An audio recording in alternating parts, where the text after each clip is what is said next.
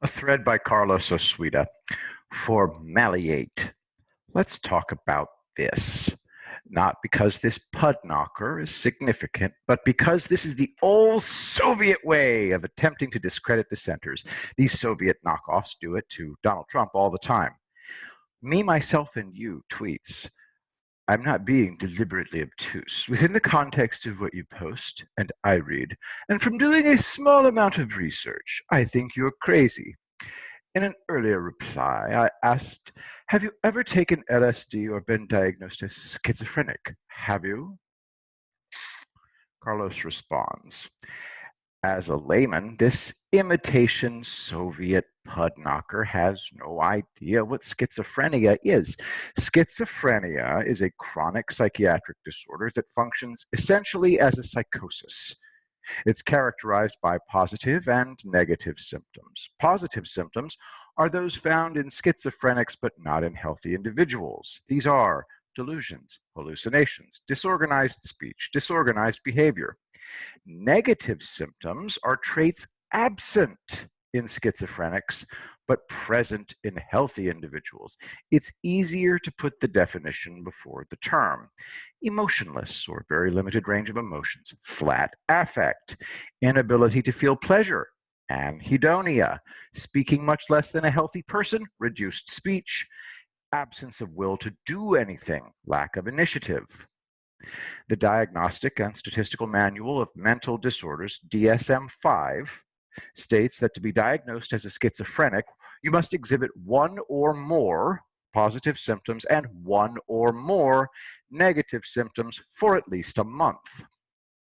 Needless to say, not only am I not a schizophrenic, only a zero information pudknocker would ask if I were. As I've said before, there's no such thing as science, only scientists, and too many of them have no scruples.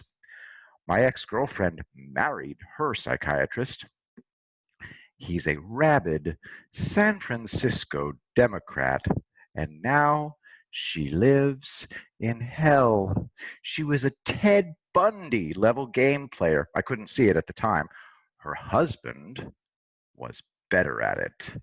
She lives in Green Bay, in a gilded prison.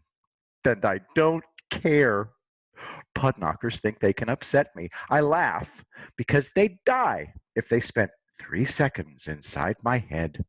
As I've said many times, I took mushrooms once, but it was a prank. They lied to me about the potency. Worst night of my life. The same thing happened with peyote. Got tricked into taking it. That's it for my hallucinogen adventures. The reason I drank, smoked pot, did speed and meth was to obliterate myself. I stopped it all in one day. Not hard, no relapses. I read up on stopping and I knew that none of it would work for me, so I did it alone. I've undergone talk therapy twice. The first time I got the psychiatrist to agree to pull no punches. I had to find out why I was so effed up. He hit me as hard as he could, but not sadistically. He always stopped and asked me how I was doing. I could take it, because it was all true. That's why I'm not impressed when some jackass psychiatrist diagnoses Trump. They're all Soviet knockoffs. Trump is exactly the opposite of what they claim. Don't be impressed by psychiatrists. Serial killers fool them all the time. To be a good psychiatrist, you have to be objective. Political partisans can't be objective.